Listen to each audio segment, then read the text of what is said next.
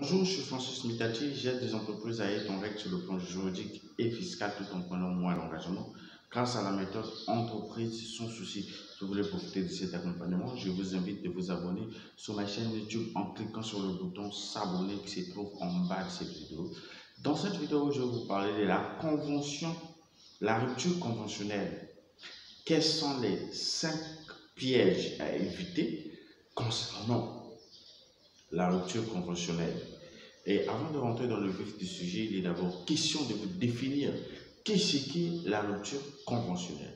La rupture conventionnelle est une possibilité de sortir d'un contrat de travail convenu entre l'entreprise et le salarié.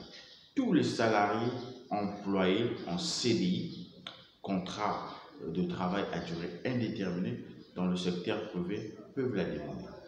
C'est-à-dire que c'est une rupture qui est réservée uniquement aux salariés qui sont sous un contrat à durée indéterminée.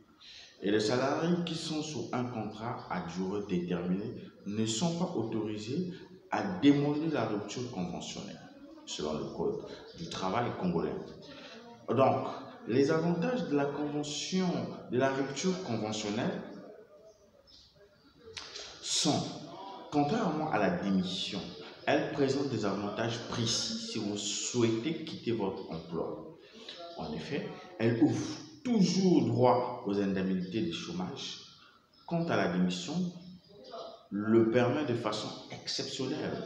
De plus, la rupture conventionnelle permet le versement d'indemnités de rupture de contrat dont le montant ne peut être inférieur au montant de l'indemnité légale de licenciement. Enfin, il est également possible de négocier des indemnités spécifiques supérieures au minimum légal que votre employeur doit vous réserver. Alors, les démarches pour obtenir une rupture conventionnelle sont: nous avons, contrairement à un licenciement ou à la démission, la rupture conventionnelle se décide d'un commun accord entre l'entrepreneur, entre l'entreprise et vous. Il s'agit d'une négociation pour être fin au contrat, selon des conditions qui conviennent aux deux parties. Ainsi, seules les étapes importantes de la rupture conventionnelle sont encadrées légalement. Il s'agit de l'entretien préalable obligatoire, de l'indemnité à verser pour l'employeur et du contrôle de la convention de rupture par la direction.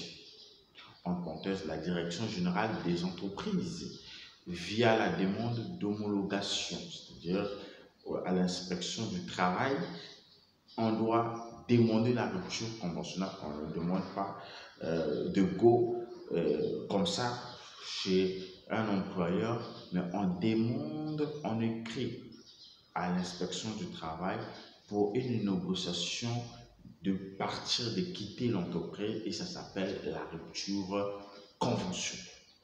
Mais une fois que vous avez pris connaissance des étapes importantes, qu'en est-il des pièges à éviter lors d'une convention, lors d'une rupture conventionnelle?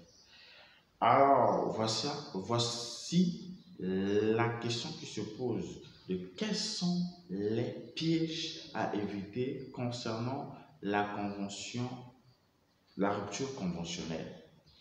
Alors, le piège numéro 1, s'adresser aux mauvais interlocuteurs au mauvais moment pour demander une rupture conventionnelle. Ça veut dire quoi? Ça veut dire que la rupture conventionnelle étant une négociation, vous devez aborder la procédure intelligemment pour optimiser vos chances de succès. C'est-à-dire écrire à l'inspection du travail pour la rupture conventionnelle et demander qu'il y ait un entretien avec votre employeur. Choisir le bon interlocuteur, vous devez déjà assurer que votre entreprise pratique la rupture conventionnelle et donc que votre demande a des chances d'aboutir. Il s'agit désormais d'identifier le bon interlocuteur.